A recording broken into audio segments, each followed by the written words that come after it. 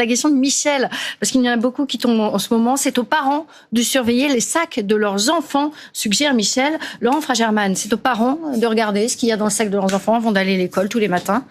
Bien sûr. Après, ça, justement, c'est ce que je voulais dire tout à l'heure par rapport aux propos du policier. On a tendance à chercher un coupable, un bouc émissaire. Donc, ça va être soit les parents, soit les enseignants, soit telle ou telle catégorie.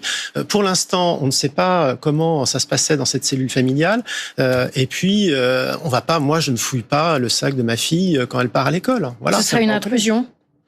Ce serait pas une intrusion, mais je ne le fais pas. Donc il y a aussi des rapports de confiance qui existent. De respect et de confiance, effectivement, surtout des jeunes qui ont 13-14 ans. C'est d'ailleurs la problématique aussi pour les enseignants. Les élèves ne veulent surtout pas qu'on ouvre leur sac, leur cartable. Pour eux, c'est quelque chose de très très important. Et donc c'est difficile de passer. Il faut croire que le privé protège de ce genre d'agression. En tout cas, les faits nous disent qu'il y a eu plusieurs attaques au couteau dans des établissements privés. En fait, ce qui est le plus grave arrive plus fréquemment actuellement dans le privé, mais on est sur quelques cas, donc je peux pas faire de statistiques probantes. Oui. C'est plutôt lié à des cas de déséquilibre mentaux et peut-être à une ambiance dans l'établissement. Par ailleurs, en ce qui concerne les comportements perturbateurs, etc., il y en a beaucoup plus dans le public.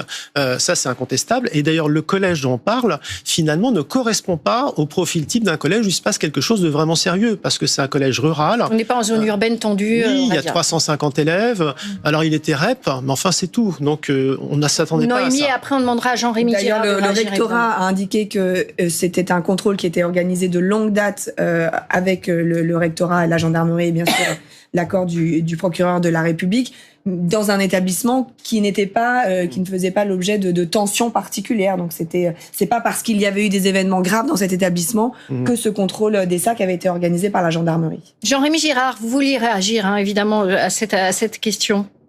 Oui, heureusement vous l'avez rappelé, puisque les derniers homicides qui ont eu lieu avec un couteau, c'était dans des établissements privés sous contrat. Il y a des statistiques de l'Éducation nationale qui montrent qu'effectivement il y a plus d'incidents ou d'agressions dans les établissements publics. C'est pas du tout une question de établissements mieux tenus ou moins bien tenus entre le public et le privé.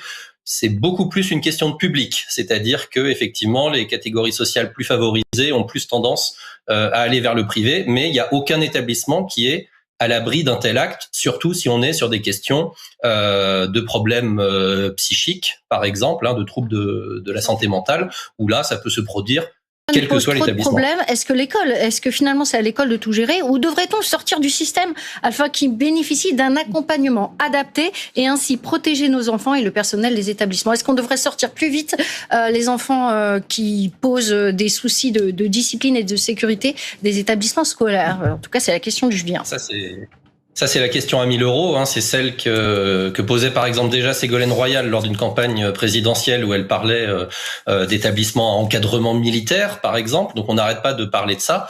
Il y a eu des expériences menées en la matière, qui étaient d'ailleurs pas forcément si mal. Ça demande énormément de personnel pour s'occuper de très peu d'élèves, donc vous voyez assez vite où je vais en venir. Surtout qu'il faut des éducateurs spécialisés, il faut probablement des psys, etc. dans ce type d'établissement, avec un encadrement, un taux adulte-enfant qui n'est pas du tout celui d'une école, d'un collège ou d'un lycée. Donc, quand bien même ce serait une bonne réponse, et ça peut, à mon sens, être une bonne réponse, c'est une réponse qu'on n'a jamais réussi de toute manière à mettre en œuvre, parce qu'il faudra un maillage territorial absolument redoutable pour s'occuper de finalement pas tant d'élèves que ça, mais avec beaucoup de personnel dont on manque, parce qu'on est dans des secteurs qui, une fois encore, ne recrutent pas. Il n'y a pas que l'éducation nationale qui ne recrute pas. Le médico-éducatif, c'est un secteur qui est vraiment là aussi dans le rouge. Donc, très jolie idée sur le papier qui dure depuis très longtemps et qu'on n'a jamais réussi à mettre en œuvre, très clairement. Ce témoignage de Jean-Yves, il est principal de collège retraité. J'ai vu monter les difficultés chez nos jeunes, ils vont mal. Et parallèlement, j'ai vu disparaître la santé scolaire, la diminution du temps de présence des psys et les assistantes sociales, les enseignants et le personnel administratif sont laissés seuls. Qu'est-ce que ça dit de notre société, cet état de solitude, en tout cas éprouvé par Jean-Yves, qui est un ancien principal de collège? Et il dit qu'il a vu la violence monter chez les jeunes et qu'en fait, on n'a pas su les aider correctement. C'est vrai que justement tout le côté préventif, tout l'accompagnement social un peu invisible, où on ne sait pas quantifiable, on ne sait pas à l'avance, on peut pas à la fin, l'assistante sociale peut pas vous dire j'ai évité tant de drames, etc.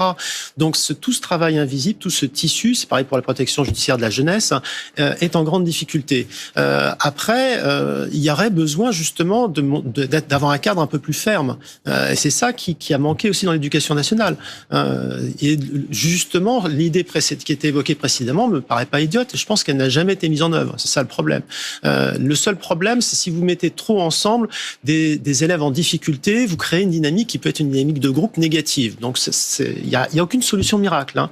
Mais dire, quand vous avez un élève perturbateur, vous le changez réellement d'établissement. Vous faites un acte, vous posez un acte pour lui, vous posez un acte pour ses camarades aussi.